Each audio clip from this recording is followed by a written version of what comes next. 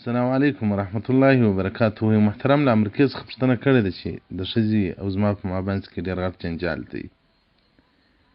دا مې زما د یو انډیوال سره غلط تعلقات لري.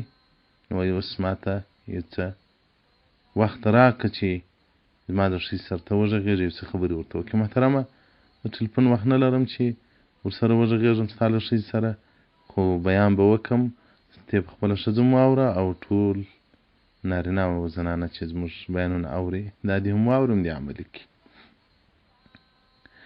الله جل جلاله په قرآن عظیم شان کې د مؤمن صفات په دې انداز باندې راته کوي: والذین هم لفروجهم حافظون. مؤمنان هغه دي چې خپلو فروج حفاظت وکړي، زنا ونه کړي.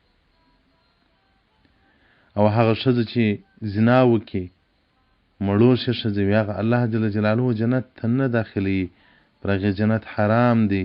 هغه اهل د نار د اهل د دوزخ ته تر هغه وخته پورې چې خپل میړه یې نه یې رد کړی. دا یو عظیم جرم دی، عظیم ګناه ده.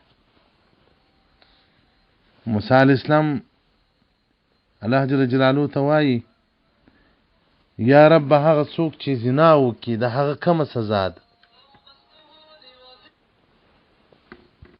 د هغه کومه سزا ده؟ الله جل جلاله ورته وایي: یا موسی علیک الصلاة والسلام، هغه څوک چې زنا وکړي هغه ته به په ورځ د قیامت او په قبر کې د اور قمیص ور واغوستل سي. د اور قمیص لو وضع علی جبل شاهق، کې پر غټ غره باندې دغه قمیص کښېږدي، دغه غر به ایرس سي، دغه قمیص تاب به نه راوړي.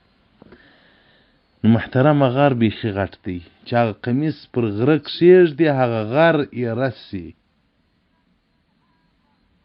نو ولې د خپل بدنونه په اور سوځي؟ د الله په خاطر باندې، د الله په خاطر باندې، د خپل قبر په خاطر باندې، د خپل آخرت په خاطر باندې له دې منکرات څخه مخ را وګرځوئ.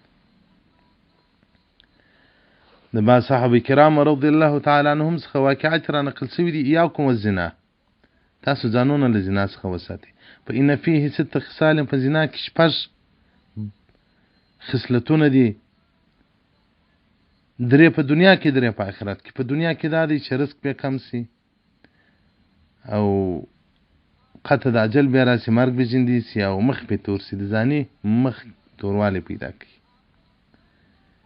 او په آخرت کې چې کوم عذابونه دي، د الله عذاب غضب به ورباندې او سخت حساب وي، او دخول النار او دوزخ ته به ځي. نو دا خو ورته ووایه، ورته دغه 6 شیان ته ولې په ځان کې پیدا کوې؟ رزق هم د ځان کموې، مرګ هم ځان ته ژوندی کوې، هم د مخ توروالی هم پیدا کوې. دا دې په دنیا کې دا سزا ده. او د آخرت سزا یې دا ده چې د الله غضب به در باندې وي، او دا سخت حساب وي. 8000 قومه به درته ګوري، وینې به دي، یو دا خو د پلانکي مینا ده، هغه دی زنا یې کړې، اوس هغه د فساد را ګرځولې د ملایکو، او دخول نار له هغه بعد به دي، او دا دوزخ ته دې ور وغورځوي. مرحبا، بیا تا ته زنا څه ګټه وکړي؟ هلته زنا به هلته کومه ګټه درته وکړي؟ د الله په خاطر باندې ولې دی کوئ؟ محترمین، زنا یې ولې کوئ؟ خپل میړه خدای در کړی دی، خپل میړه سره خپل ژوند وکړه. نو محترمه، دغه نصیحت په واوره چې بیا هم د عمل نه پرېښوئ، بیا طلاق ورکړه، ځان ځین خلاص کړه. په ناروا کې ژوند مه کوئ، په روا کې ژوند وکړئ. دې خو ورته ووایه چې روژې ونیسه، توبه وکړه الله ته. که پر دا هغه حالاتو کې ولاړې مړه سولې، کافره تر دنیا ځي. مکاشفة القلوب، صفحه نمبر 103، باب نمبر 20. والسلام علیکم ورحمة الله وبرکاته.